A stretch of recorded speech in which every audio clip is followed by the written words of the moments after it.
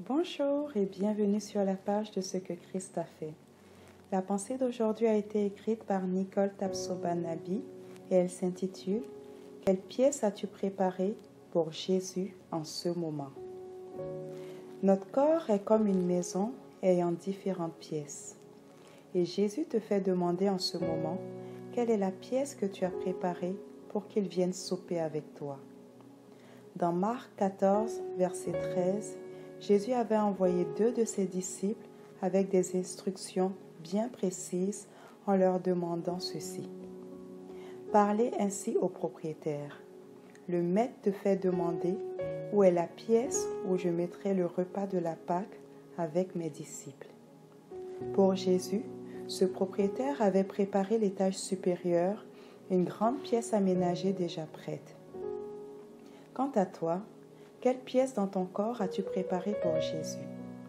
La plus grande pièce que Jésus veut, c'est ton cœur. C'est la raison pour laquelle la Bible dit dans Proverbe 4, verset 23, « Par-dessus tout, veille soigneusement sur ton cœur, car il est à la source de tout ce qui fait ta vie. » Cette pièce de ton corps est autant plus importante que les autres. Est-elle prête à accueillir Jésus? Depuis longtemps, Jésus attend de rentrer dans cette pièce, mais tu lui dis à chaque reprise de patienter parce que la pièce n'est pas encore prête, alors il attend. Ma question pour toi aujourd'hui est la suivante. Jusqu'à quand vas-tu le faire attendre? Jésus est bien déterminé à attendre jusqu'à ce que tu lui ouvres la pièce qui est ton cœur. Mais rappelle-toi que tu n'es pas maître de ton souffle. Vous savez, le propriétaire de la maison, dans Luc 14, verset 13, a préparé la pièce pour Jésus et ses disciples. Mais nulle part, il est mentionné qu'il a assisté à ce souper. Je crois que Jésus l'aurait repoussé. Mais je me suis posé la question suivante. Pourquoi c'est chez lui que Jésus voulait souper? Il avait probablement une raison. Les 2 disciples ont rencontré pas mal de gens sur leur chemin, mais les instructions de Jésus étaient bien chez cet homme. Mais ce dernier n'a juste pas profité de la présence de Jésus. Vous savez, nous pouvons préparer une pièce pour Jésus, et lorsqu'il vient, nous le laissons souper tout seul et nous vaquons à nos occupations.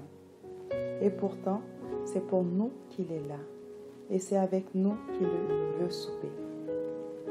Tu peux dire que tu as fait une place à Jésus dans ton cœur sans pouvoir t'asseoir, rester avec lui, mais vaquer à tes occupations et à tes divertissements.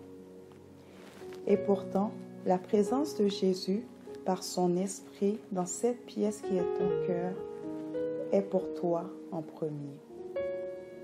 Il t'aime, son désir est de passer du temps avec toi et il se réjouit de cela.